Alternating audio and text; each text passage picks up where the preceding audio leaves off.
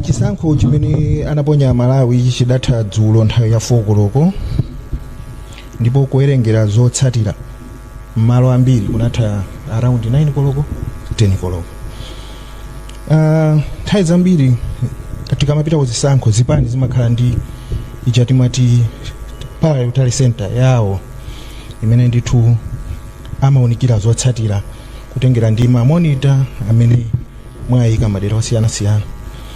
Mwafuna ndidziwe kuti pofika lero zotsatira zitawerengedwa mwina zitamalizidwa kuwerengedwa papita mwina almost 13 hours 14 hours zikuoneka bwanji makamaka kutale center ya MCP zotsatira zanu tikuziwa kuti ndizosasimikizika koma zikuoneka motani zikumwambiri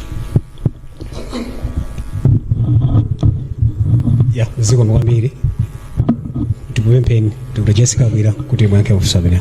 Thank you. Ndikuyamikeni poti patsira mafunso amenewa akuonetsa kuti mukuwafunira Malawi zabwino. Mafunso osewa atatu ndinene pano kuti Malawi Congress Party sipanga nawo zoyankhula za wanthu amene akuphwanya malamulo ameki. Meki pano sina yankhule. Nde palibe chifukwa choti ife tidziyankhula za anthu ena. Komanso nditsindike pano amene mukuwatchula apa wasisaize yathu. Iwo aja zimene amapanga zawo. Nde ife monga chipani tabwera pano kukuitanana tolankhani kuti 1 tipanga behave motsata malamulo a dziko lino. Pano meki sina yankhule. Nde tisamve zoti kodi mapepala ma figures. What figures? Meki sina yankhuletu. Andi ife pano tabwera kudzanena kuti tiyeni tonse dziko lino titsate malamulo tinapanga malamulo wandifeyo. Palibe chifukwa choti amene akupanga zolakwika nde ife tipite tidzatsanzira zimene zozo. Tabwera pano tanena kuti monga Malawi Congress Party timakhulupirira rule of law. Tidasaina kuti titsata zimene meki inene. Nde as of now unless ngati wina wapanga yake meki koma ngati ili iyi tinadutsa malamulo mwathumu sina kwane nthawi pano yoti wakuti akuti 20 ayi ife tabwera pano zakuuzani kuti tungodikira kulengeza. We are sure kuti tiwina chifukwa chakuti ife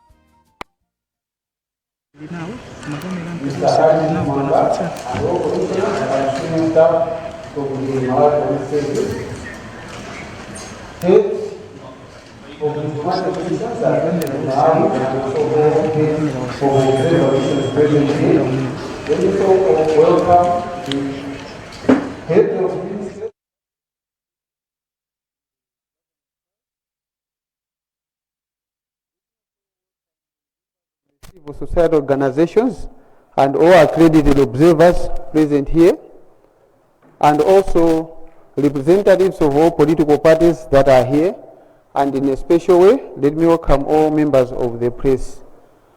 This morning, the Commission is here to give an update regarding the tallying and the transmission of results of the election that took place yesterday. So I'll be inviting the chairperson of the Malawi Electoral Commission to give us the statement from the Malawi Electoral Commission, first in English, thereafter in Chichewa. Honorable Chairperson.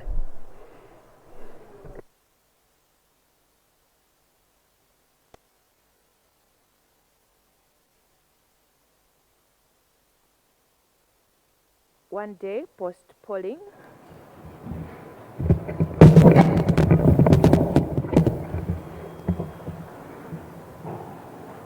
This morning, the Commission is here to give an update regarding the results tallying process, explain in simple terms the electoral process for determining winners in a winner in the presidential election and winners in the parliamentary and local government elections, and the expectations from the conduct of the contestants in the period when results are being compiled.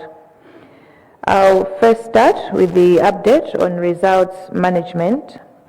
At this stage, results from polling stations across the country are being collected and the forms are being physically transmitted to the constituency tally centers in all councils. The electronic transmission will commence at the constituency tally centers as earlier indicated. As at 11 a.m. this morning, this is the status of retrieving results from polling stations to the constituency tally centers. Chitipa district completed, Karonga district in progress, Karonga town in progress, Rumpi district in progress, Zimba district in progress, Zuzu city completed, Nkatabe district in progress, Likoma district in progress, Nkotakota in progress, Kasungu district in progress, Kasungu municipality in progress, Nchisi in progress, Dowa in progress, Salima completed, Nchinji in progress, Lilongwe district in progress, Lilongwe city completed, Dedza in progress, Ncheu in progress, Mangochi district completed, Mangochi town completed, Balaka completed, Machinga completed, Zomba district in progress,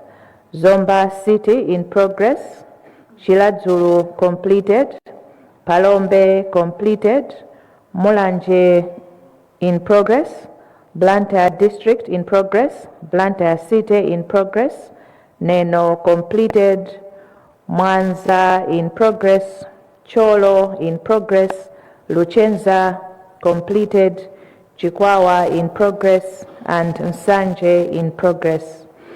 As the results continue to be compiled and verified, the Commission is calling upon all contestants, their supporters, and indeed the general public to remain patient and calm. The period of results processing is often highly sensitive, and the conduct of candidates plays a crucial role in maintaining peace and confidence in the process. Candidates are therefore being urged to respect the procedures, avoid making premature claims of victory, and to wait for the official announcement of results from the Commission. This collective discipline will help ensure that the outcome of the election is accepted by all and that the country remains united as it awaits the final declaration of results. Allow us to talk about parallel voting tabulation and tallying. Ladies and gentlemen, whilst various stakeholders are free to conduct their own parallel tallying, the Commission continues to urge for discipline and meticulousness in their work. Elections are serious business and stakeholders should refrain from throwing into the public domain crude and rudimentary calculations. The public is also urged to consider everything shared as unofficial until the final results are released and declared by the Commission. As a reminder, the mandate to declare a winner in an election rests with the Commission. It will be the results of the Commission that will determine who is declared a winner in all the three elections. Allow us to unpack the process for determining a winner in the presidential election. For the parliamentary and local government election, the winners are determined using the first past the post system. That is, whoever gets the greatest number of votes wins the election. However, for the presidential election, it is a different process. The law provides that the winner should get more than 50% of the valid votes that have been cast. On this, we need to be cautious on how the 50% is being calculated. Some tend to use the total number of registered voters and others focus on the total votes cast. However, we wish to emphasize that it is the total valid cast figure that is used, not total votes cast, but total valid votes. In other words, for one to win the presidential election, the number one candidate should amass more votes than the sum of the rest of the 16 candidates. In terms of the period for declaration of winners, in accordance with Section 99 of the Presidential, Parliamentary and Local Government Elections Act, the Commission shall announce the results of the presidential election within 8 days, for the parliamentary election within 14 days, and for the local government election within 21 days from the closure of polling, that is yesterday, 16 September. These timelines have been designed to ensure that the Commission has adequate time to verify, audit, and authenticate all results before they are made official. We are therefore strongly urging the public to exercise patience and to wait for the Commission to release the official and credible results once all procedural processes have been completed and comply in full compliance of the law. The Commission will not hurry the results management process just because some political party leaders and candidates are piling pressure for the release of the results. Each and every vote counts and will be subject to due process to ensure its validity and credibility. Talking about security during the results processing period, we wish to emphasize that security during this crucial period of results counting and transmission remains very tight and well coordinated. The Commission is working closely with the Malawi Police Service and the Malawi Defense Force and other security agencies to ensure that all tallying centers across the country are safe, secure, and operating without interruption. We are aware that emotions can run high as the nation eagerly awaits the outcome of the election. However, allow us to make this very clear. Any individual or group that attempts to perpetrate violence, intimidate officials, or disrupt the smooth counting and transmission of results will be dealt with firmly and swiftly in accordance with the law. Security officers have been deployed in sufficient numbers, and both the police and the defense force are on high alert to respond to any threats. We are urging all political parties, candidates, and their supporters to exercise restraint, patience, and to respect the due processes. The security measures in place are not only to protect the integrity of the vote, but also to safeguard the rights of every Malawian. Together, let us ensure that peace prevails as we await the final outcome. Yesterday, we had the issue of Iyembe Ward in Karonga. We now wish to give an update on this matter. The Commission received a complaint from Mr. Adrian Masimbi, a duly nominated independent candidate for election as councillor in Iyembe Ward, Karonga Songwe constituency. The complaint was to the effect that his name had been omitted from the ballot paper for the ward. The Commission was further informed by the constituency returning officer and has indeed confirmed that Ms. Margaret Mwakalinga, a candidate for Muvi wa Chirungamo Revolutionary Party, was also omitted, despite having been duly nominated. Upon inquiry, the Commission has established the following. Mr. Adrian Masimbi's name was inadvertently omitted during the configuration of photographs for the ballot paper, and Ms. Margaret Mwakalinga's nomination was inadvertently omitted during the generation of the ballot paper templates. In view of these findings, the Commission has resolved to cancel the local government election in Iyembe Ward. A by-election will be conducted in accordance with the law in the same manner as if a vacancy had arisen. The Commission also wishes to highlight that this is an isolated case which has occurred only in one ward out of the 509 wards subject of the election.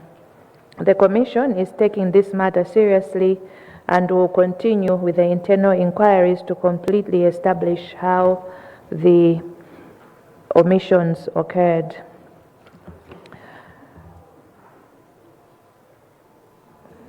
Ladies and gentlemen, allow us now to make an appeal for peace and calm.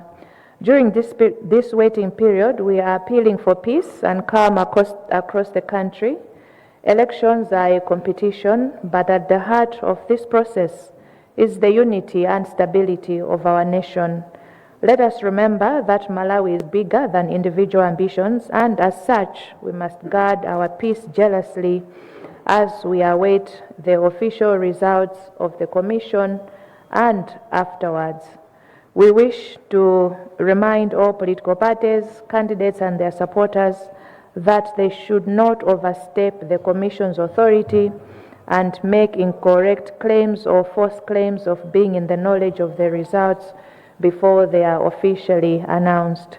As we work on the results determination, the Commission would like to make the following specific appeals. Political leaders should refrain from stirring public pressure against the Commission to release the results without considering the due process. Political leaders should refrain from making political statements that can stir unfavorable orientation of the public towards the Commission and its processes. Leaders should not utter statements that will make people live in fear and discomfort. It is the expectation of the Commission that all political leaders will avoid making statements that may be understood as implying victory prior to the official announcement of the results. The Commission has provided adequate result sheets at every polling stream so that every party and candidate representative should get a copy. These are self-carbonated copies. If representatives encounter a presiding officer or a returning officer who is refusing to give them a copy of the results, they should immediately report to the constituency returning officer or the council district or district returning officer or to the Malawi Electoral Commission immediately. Without infringing on media freedoms and freedom of expression, the Commission wishes to advise media houses to refrain from providing platforms to utterances that can disturb public order and create insolence. As we close, we also wish to mention that we have received a few complaints this far that the Commission is deliberating on and will provide an update next time we're having another briefing. For now, we thank you for listening and we continue to urge for peace and calm as we await the results management process. God bless you and God bless Malawi. Now allow me to give this statement in Chichewa. Amainda Bambo, moni onse, mawa uno, Commission yabwera kuti idza fotokozere kuti kodi ulendo wathu tikuyenda bwanji taponya voti ndipo pano tili mkati mwa ndime yowerenga zotsatira zathu ndipo timafuna tifotokozere kuti zimenezi zikuyenda bwanji komanso timafuna kuti tifotokozere mwachimvekere kuti kodi owina amapezeka bwanji pa chisankho chathu cha presidenti komanso cha phungu wa nyumba ya malamulo komanso cha kansala komanso kuti tifotokozere kuti kodi tikudikira zotani kwa iwo amene anapikisana nawo kumbali yosunga bata ndi mtendere. Choyamba timati tifotokozere kuti zotsatira zathu kuchokera ku ma polling station dziko lonse lapansi zikutengedwa ndipo mafomu aja ndi zonse zikutengedwa pamanja kapena physically titero kuchoka ku ma polling center station kupita ku constituency tally centers. Komanso zotsatira zathu zimene zikuyenda pa makina ziyambika pa constituency tale center mene imati 11 koloko mmawa kunyamula katundu kuma polling station kupita ku constituency tale center zimayenda motere. Kuchitipa ntchito imene yamalizika kutanthauza kuti katundu wafika ku constituency tale center. Kukalonga district ntchito idakali mkati, kukalonga town ntchito idakalinso mkati, kulumpi ntchito idakali mkati, kunzimba ntchito idakali mkati, kunzuzu tamaliza, nkhatabe idakali mkati, likoma idakali mkati, nkhotakota idakali mkati, kasungu idakali mkati, kasungu district ameneyo, koma kasungu municipality idakalinso mkati, nchisi idakali mkati, dowa idakali mkati, salima tamalizitsa, lilongwe district idakali mkati, lilongwe city tamaliza, dedza idakali mkati, nchewu idakali mkati, mangochi district tamaliza, mangochi town tamaliza, Balaka tamaliza, Machinga tamaliza, Zomba idakali mkati, Zomba district, komanso Zomba city idakali mkati, Shiladzulu tamaliza, Palombe tamaliza, Mulanje idakali mkati, Blantyre idakali mkati, Blantyre district, Blantyre city idakali mkati, Kuneno tamaliza, Kumwanza idakali mkati, Kucholo idakali mkati, Luchenza tamaliza, Chikwawa ndi Nsanje idakali mkati. Pamene zotsatira zathu zikuunikidwa komanso kuti zitsimikiziridwe, bungwe la meki likuyitanira onse amene anapikisana nawo pa chisankho chimenechi komanso watsatira komanso amalawi tonse kuti chonde tiyeni tidekhe komanso tisunge bata ndi mtendere. Nthawi yoyembekezera zotsatira zathu ndi nthawi yoti imatha kukhala yovuta ndithu, mitima ili mmwamba. Ndipo pachifukwa cha chimenechi mmene makandidate athu angachitire zimathandizira kusunga bata ndi mtendere komanso kubweretsa chiyembekezo kuti ndondomeko zonse zikuyenda bwino, chilichonse chili m'malo mwake. Pachifukwa cha ichi tikupempha onse amene munapikisana nawo pa chisankhochi kuti mulemekeze ndondomeko zimene zinakhazikitsidwa motsatirana ndi malamulo kuti tidutsemo pamene tikulandira ndi kuwunikira zotsatira zathu tisanalengeze. Chonde tipemphe kuti musayambe kusangalala kuti mwawina, koma mudikire kaye kuti ifeyo abungwe la meki tiwulutse kuti zotsatira zili motere.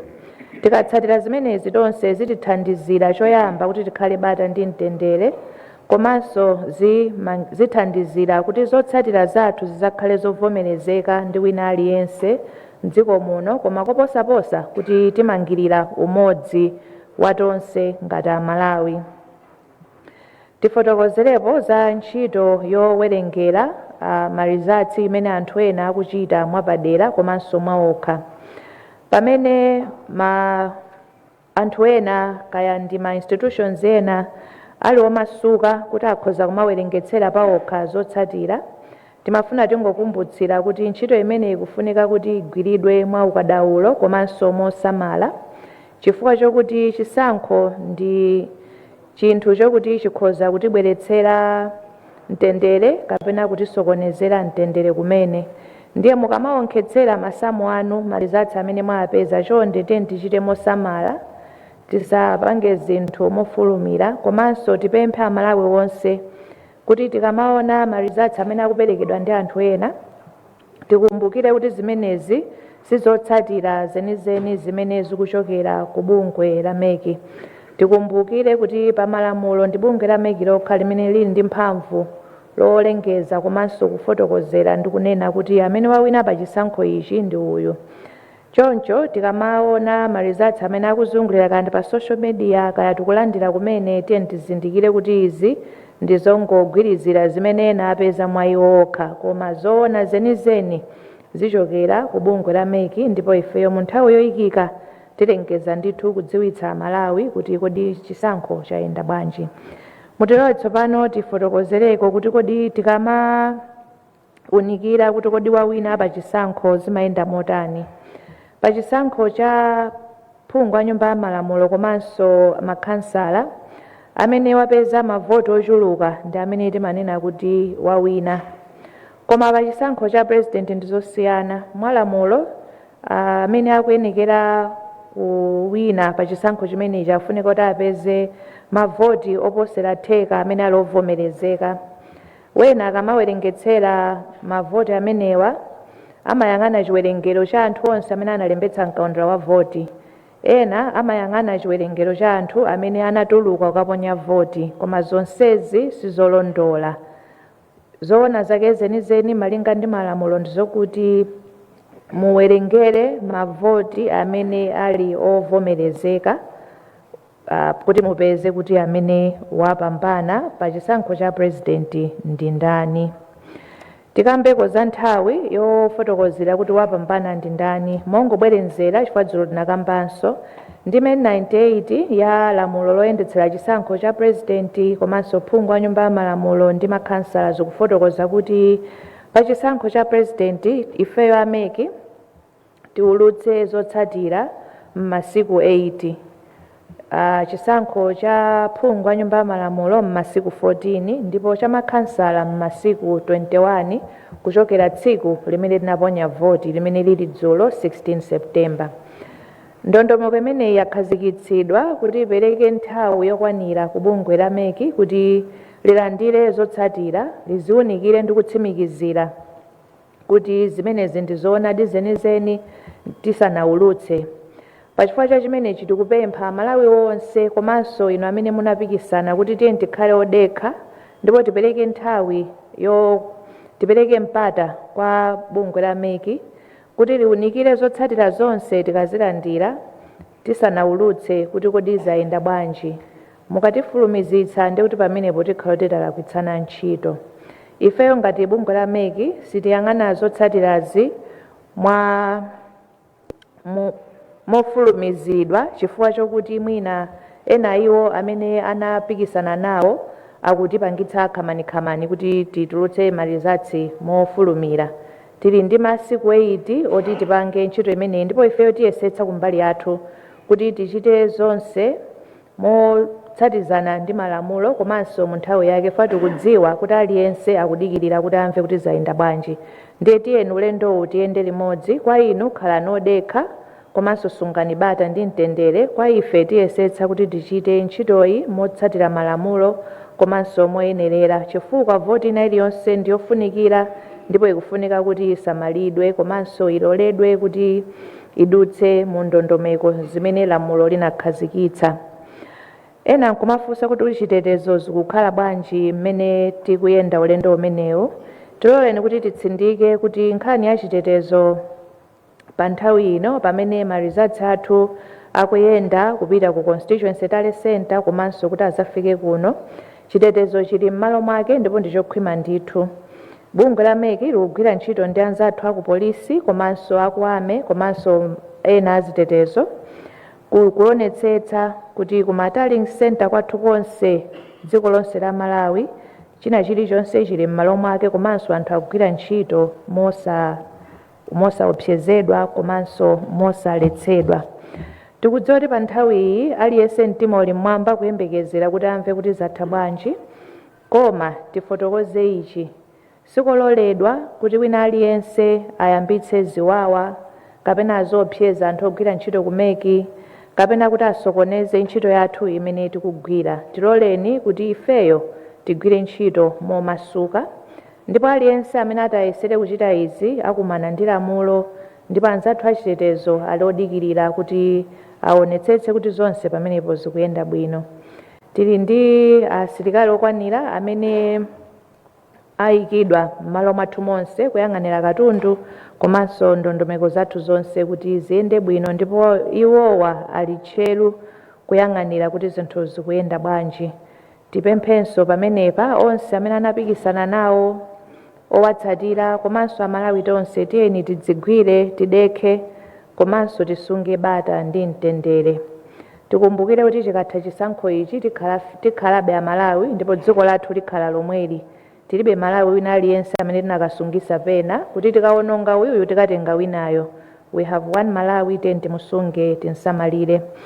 Dzulo tinafotokoza nkhani ya ku Iyembe ward ku Karonga Songwe constituency.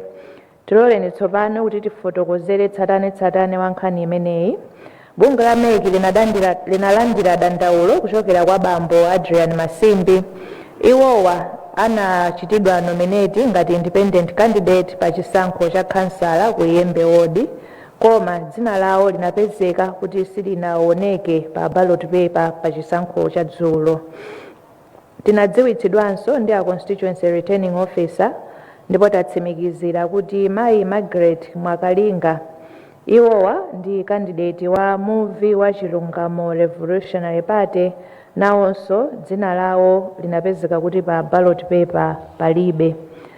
Commission inafufuza monga tinafotokozerera dzulo, ndipo pofufuza pathu tapeza izi: bambo Adrian Masimbi dzina lawo linapezeka kuti pa nthawi imene timakhonza zithunzi zoyika pa ballot paper iwowa anasiyidwa, dzina lawo sinatuluke ndi chithunzi chawo pa ballot paper. Komanso Margaret Mwakalinga nawonso anapezeka kuti imene chikombole cha ballot paper chimakhonzedwa iwowa dzina lawonso linapezeka kuti silinapezekepo. Pachifukwa cha chimenechi, commission inalingalira kuti ipange bwanji, ndipo yapanga chiganizo choyimitsa kapena kuletsa chisankho cha kansala ku Iyembe ward, ndipo mu nthawi yoyikika imene tidzalengeze kumeneku kuchitika by election kuti tilongosole zimenezi. Tifotokozere kuti nkhaniyi ndi yokha imene yachitika pa chisankhochi. Tili ndi mawodi 509 koma kumene kwachitika zimenezi ndi kumodzi, kusonyeza kuti kwina konse zinayenda bwino. Ndipo commission nkhani yayitengera ndithu kuti ndi ya serious, ndipo tikufufuzabe kuti tionetsetse bwinobwino kuti kodi zimenezi zinatheka bwanji. Tilole tsopano kuti tipemphe mtundu wonse wa Malawi kuti pamene tikudikira zotsatira, chonde tiyeni tisunge bata ndi mtendere tonse amene osati azipani okha, osati makandidate okha, koma Malawi wina aliyense. Chisankho ndi mpikisano, koma tikayamaliza zonse tikumbukire kuti chofunikira kwambiri ndi umodzi komanso bata ndi mtendere mu dziko mwathu muno. Tikumbukire makamaka kwa ife amene timapikisana nawo, tikumbukire kuti Malawi ndi wamkulu kuposa ife ndi zokhumba zathu. Choncho tiyeni tonse titengepo gawo ndi mbali kusunga bata ndi mtendere pamene tikudikirira zotsatira zathu, pamene zidzaulutsidwe komanso kupita kuchitsogolo. Tikumbutsire makamaka inu anzathu azipani makandidate ndokutsatirani kuti chonde tiyeni tilemekeze ntchito ya Malawi Electoral Commission pamene tikugwira ntchito yoyang'anira zotsatira zathu, komanso tiyeni tisapezeke kuti ifeyo tikufotokoza kuti tapambana pamene sitinatero. Tiyeni tidikire kuti malizatsi athu afike bwino. Koposaposa tikuyembekezera izi kwa anzathu azipani. Choyamba tikupempha kuti inuyo musakhale patsogolo kuyambitsa ziwawa, kapena musakhalenso patsogolo kuyamba kumafuna kuti mutipanikize ife ngati ameki kuti titulutse zotsatira pamene tisanakhonzeke kutero. Komanso tikupempheni koposaposa kuti musayambitse ziwawa mu dziko muno ndi mmene mukuyankhulira. Tonse tikudziwa kuti mawu ali ndi mphamvu. Mmene mmayankhulira kapena mmene mungayankhulire zitisungira bata kapena zitibweretsera ziwawa. Chonde lankhulani ngati anthu okuti tonse ndife Amalawi, musapangitse anthu kuti akhale ndi mantha kapena akhale ndi chikayiko kuti kodi zinthu ziziyenda bwanji. Ifeyo chiyembekezo chathu kwa inu nonse ndikuti muyankhula moyenerera komanso momangirira, komanso simufotokozera kuti mwawina pamene ife sitinafotokozere motero.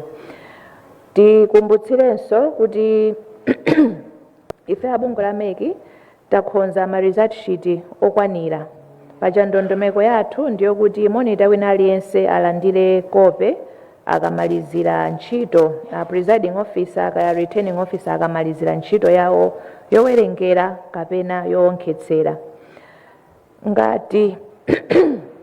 Ngati monitor wakanizidwa kuti sanapatsidwe kope ndi ufulu wanu kupempha kukumbutsira kuti akupatseni, koma tipemphe kuti tichite choncho mwaulemu.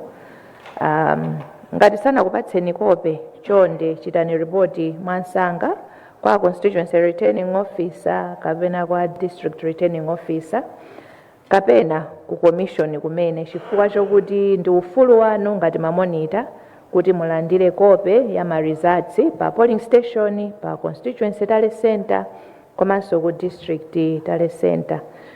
Pamene tikukamba izi timafuna tikambenso ndi anzathu amene magwira ntchito zowulutsa mawu komanso mwina amene matha kulemba pa masamba a mchezo, kuti pamene muli ndi ufulu otha kulemba muli monse, kuyankhula muli monse, tipemphe kuti inuyo musakhale patsogolo kuyankhula zinthu zoti zitichotsera mtendere, komanso musalole anthu ena kugwiritsa ntchito nyumba zanu kapena mapeji anu kuyankhula zinthu zimene zingatichotsere bata ndi mtendere mdziko mwathu muno. Chomaliza tifotokoze kuti talandira madandaulo angapo ndipo tikuwaunikira. Tikamaza fotokozanso mmene tikuyendera tizafotokoza kuti madandaulo nalandira ndi otani ndipo talongosola motani. Zikomo kwambiri chifukwa chakumvetsera kwanu. Ambuye akudalitseni.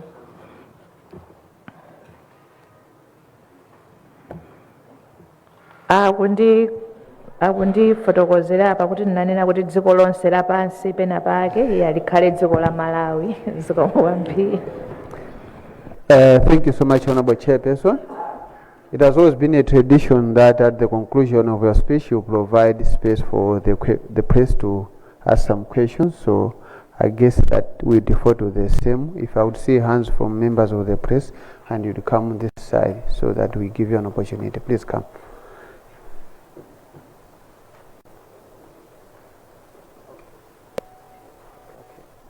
Just start.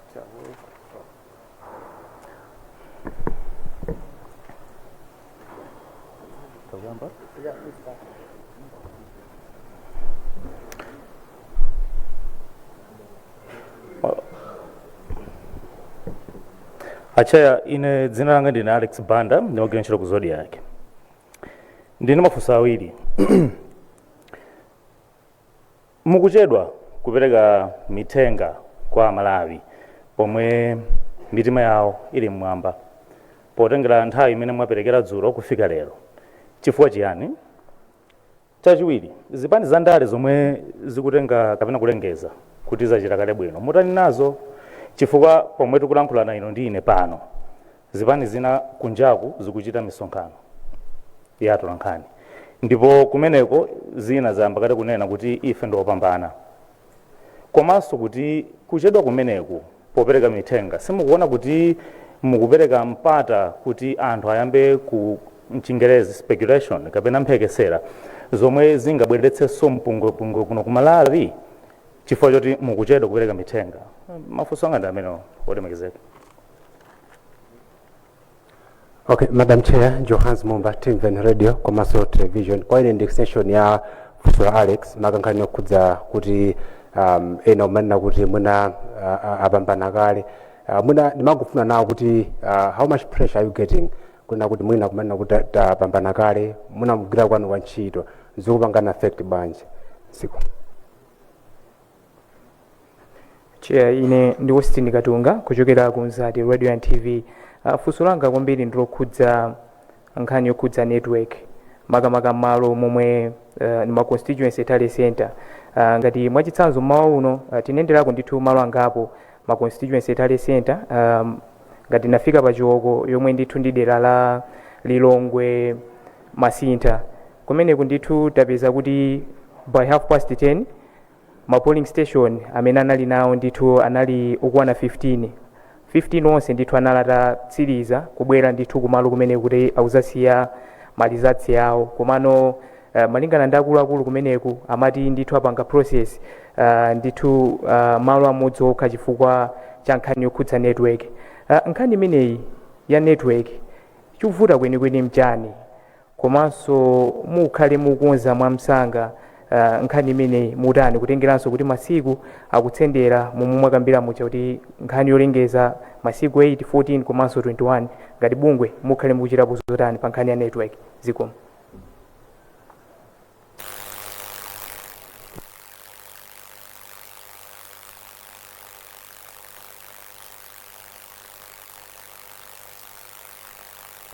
Zikomo Chair.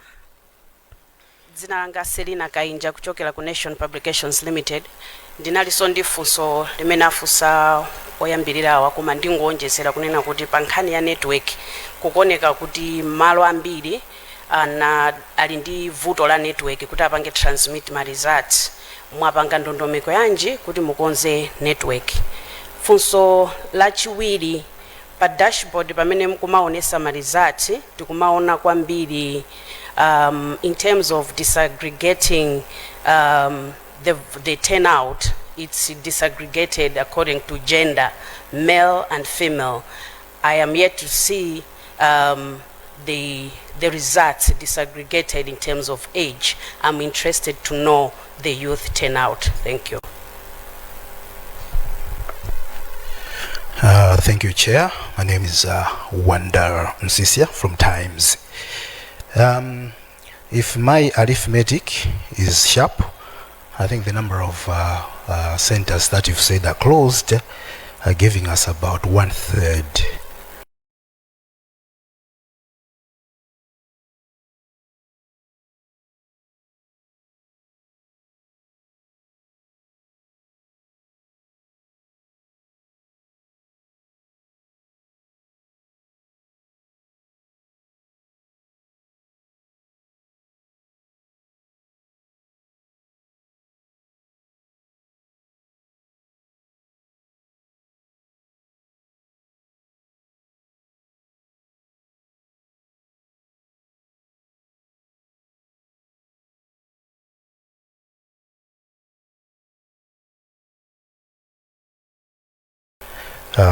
Aren't we at 30% yet? Probably some of the null and voids could tend to be valid. And I think in terms of transmission, just to add on what my colleagues have already said, apart from transmitting electronically, there is also supposed to be manual. Is manual helping this far in places where we are having challenges with the network, since there is also a court ruling regarding the same? Thank you very much, Chair.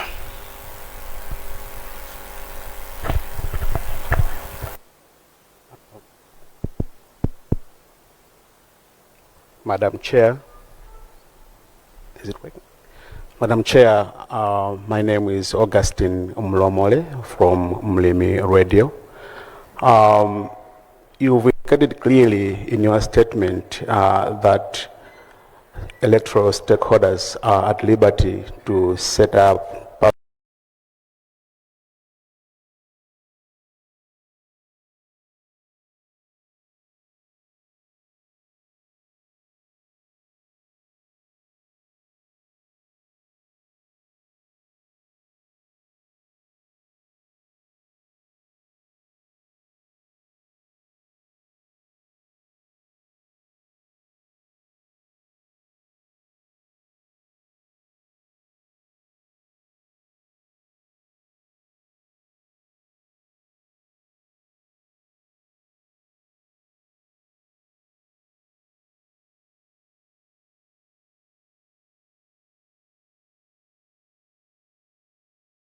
parallel tariff centers.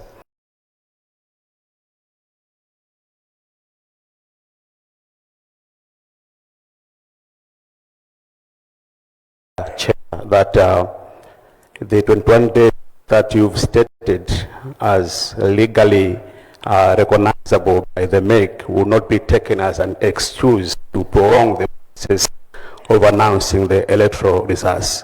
We're just very hopeful for that. Thank you very much, Chair. Madam Chair, I'm Ruth from Angaliba Television. My question: what safeguards are being put in place to prevent tampering ballots or election equipment? Thank you.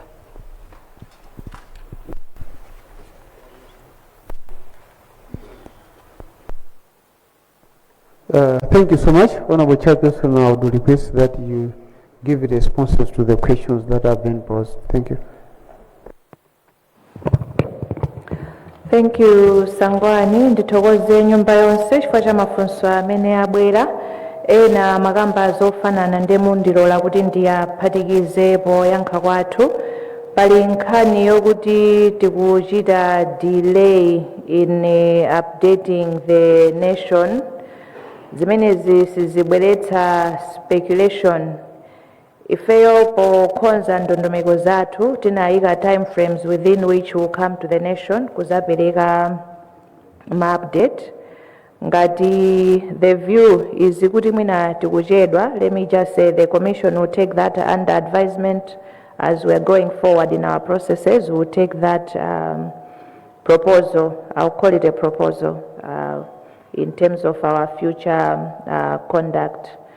Ena akufotokoza kuti iwo apambana, tafotokoza ndithu ndikukhulupirira mwachimvekere kuti pakadali pano palibe amene tinganene kuti wapambana pa chisankho ichi, chifukwa Malawi Electoral Commission sinapange declare kuti pa chisankho ichi wapambana ndi uyu, pa chisankho ichi wapambana ndi uyu. Ndipo titsindike uthenga wathu kwa zipani zonse, makandidate onse kaya ndi achipani komanso ma independent, kuti ma results amene muli nawo they are unofficial results. Pachifukwa cha chimenechi simunganene kuti mwapambana. Tinafotokoza dzulo kapena dzana kuti commission ikakhala pansi malandira zonse ndikuwunikira zonse kuonjezerapo ma void votes amene akamba Mr. Wanda Nsisha, zimene zimatha kukhala ndi impact on the outcome.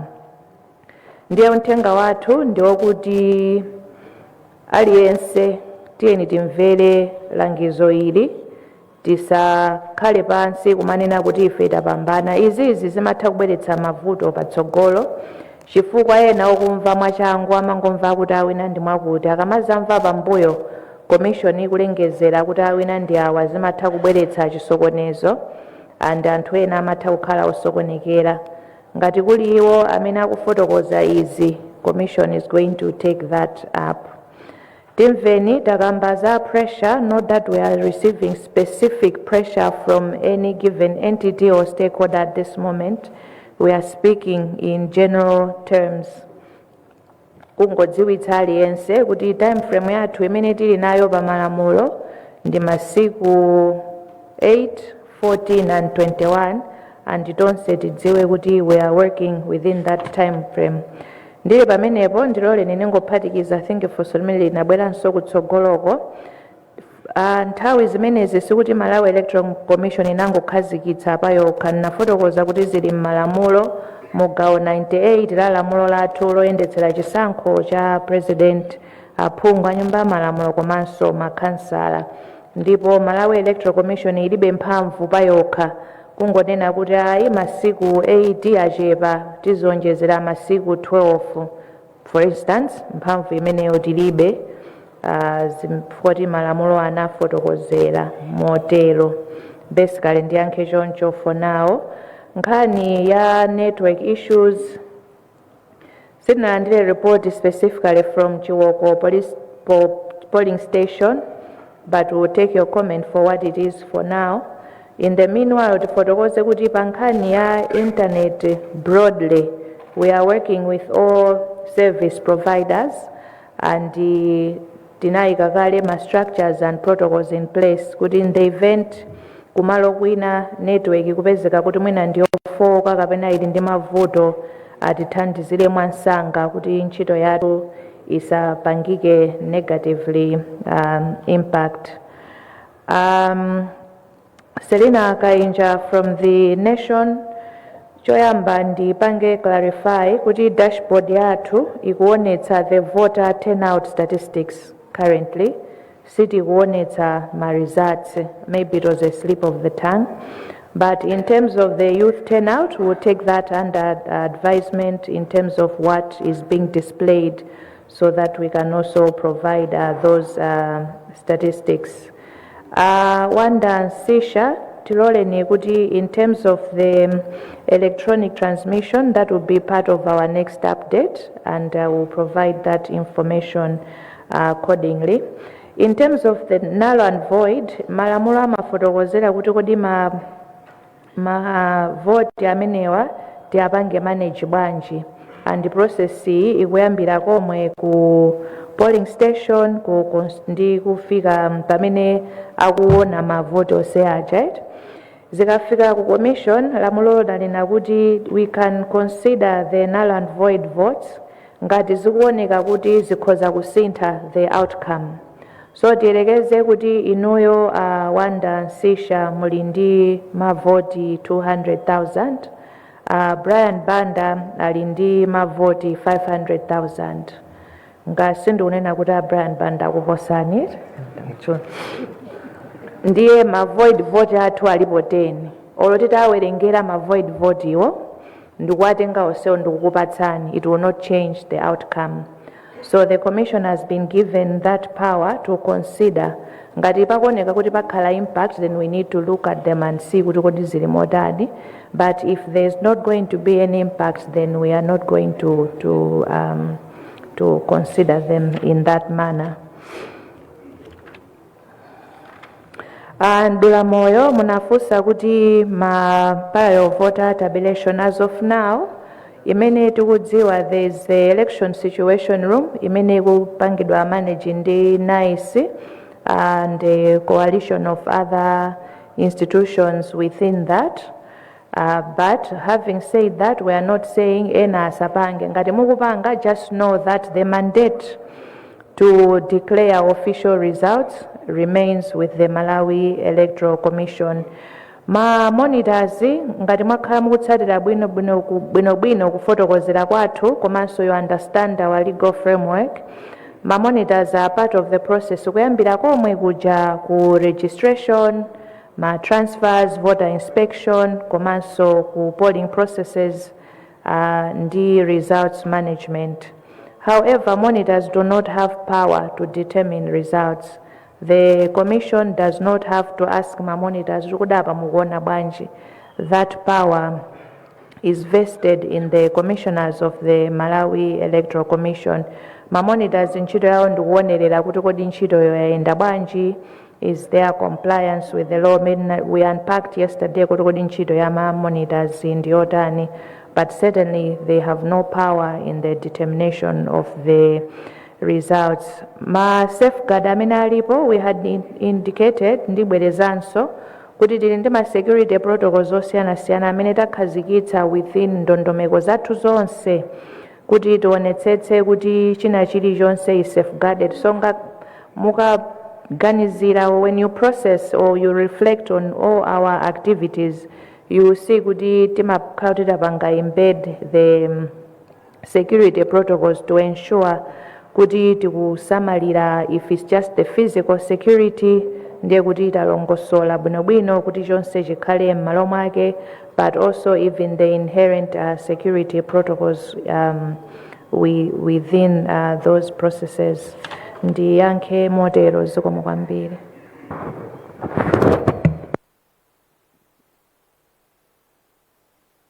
Thank you so much, Honorable Chairperson, for the press briefing.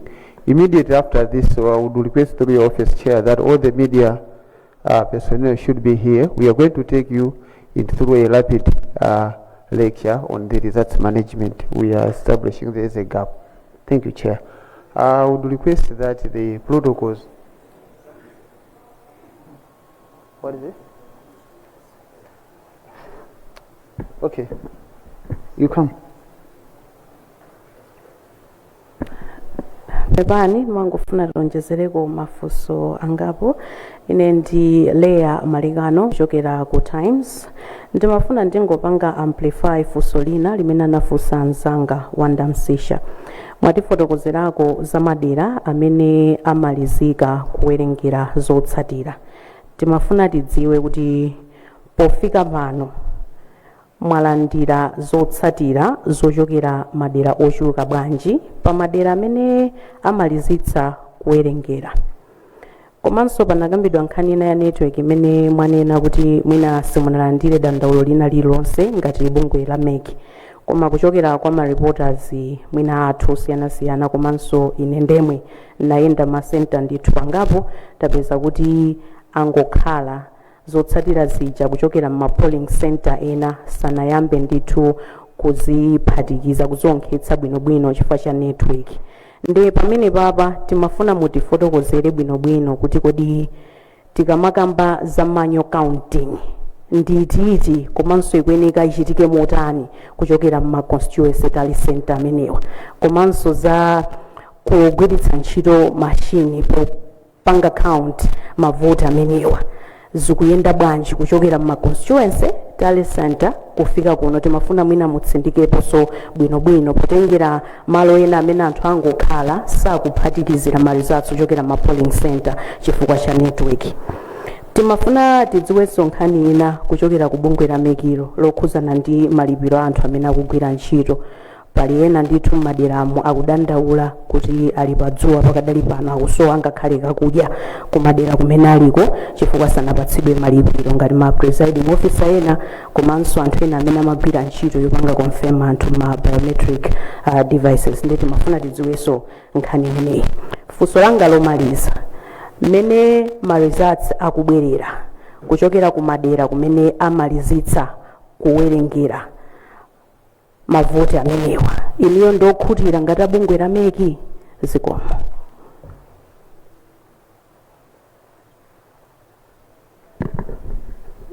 Honorable Chair, I will revert to you for the sponsor and concluding remarks. Yep, thank you. Zikomo kwambiri Madam Leah Malekano kuchokera ku Times. Choyamba mwafunsa kuti tapereka update ya makina mene akutumizira. Ndibwerezenso kuti the update mene manena kuti in progress completed ndi physical retrieval. Ngati munamvetsera bwinobwino nanena kuti pofika 11 o'clock physical retrieval kuchoka kuma polling station kufika ku constituency tally center zikuyenda motere, kusonyeza kuti update ndapereka ija is not about the result electronic results transmission, koma kuti kodi katundu kunyamula kuchoka pa polling station kupita ku constituency tally center zikuyenda bwanji. Ndiloleni kuti ndipange connect ndi the manual and the electronic process monga mwafunsira kuti ndikupangire unpack.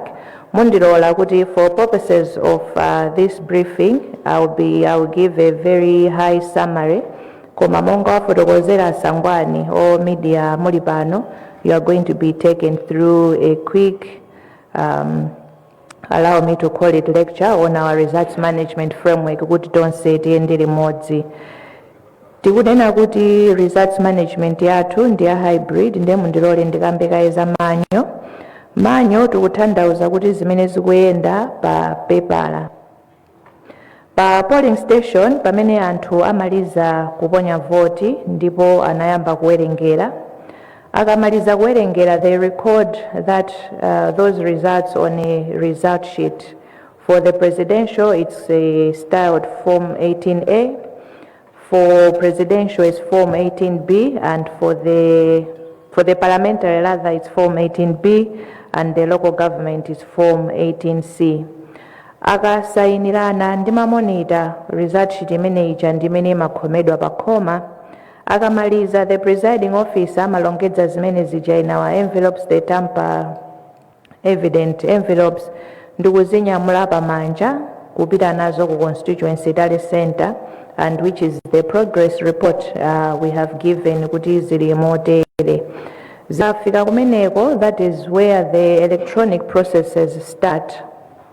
Ndekuti result sheet imene nanyamulidwa pa paper ija pamanja ija is going to be scanned and entered into the system. Kumeneko ndekuti kuyamba kwa the electronic transmission kuchokera ku constituency tally center kubwera kuno.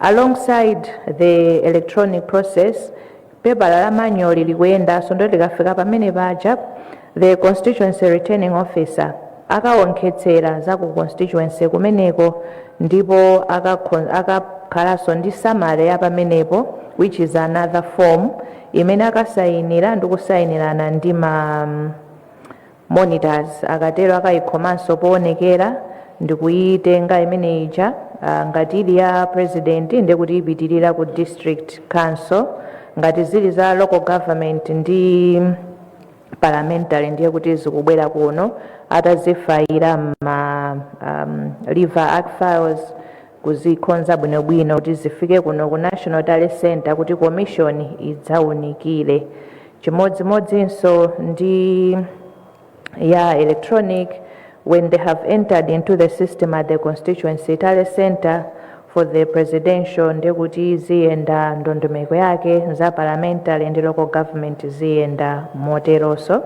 I've given a very high summary for purposes of this briefing. Koma, you are going to have the final details later on.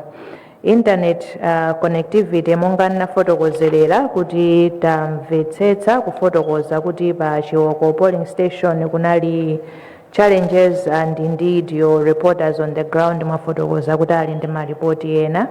Kufotokoza kwathu as a commission is that tili ndi arrangements already in place with the service providers amene tinakhazikitsa kale kuti in the event we have challenges however they present themselves, we must find and craft solutions pomwepo kuti tithandizikire, and zimenezo zili motero.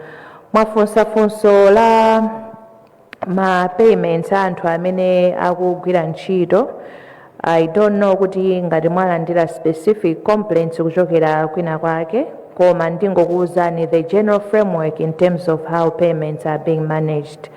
Anthu amene akugwira ntchito, they had a framework kuti adzalipiridwa their dues kawiri. On deployment, they were to be paid 50%, and on completion of the task, they will be paid the remaining 50%.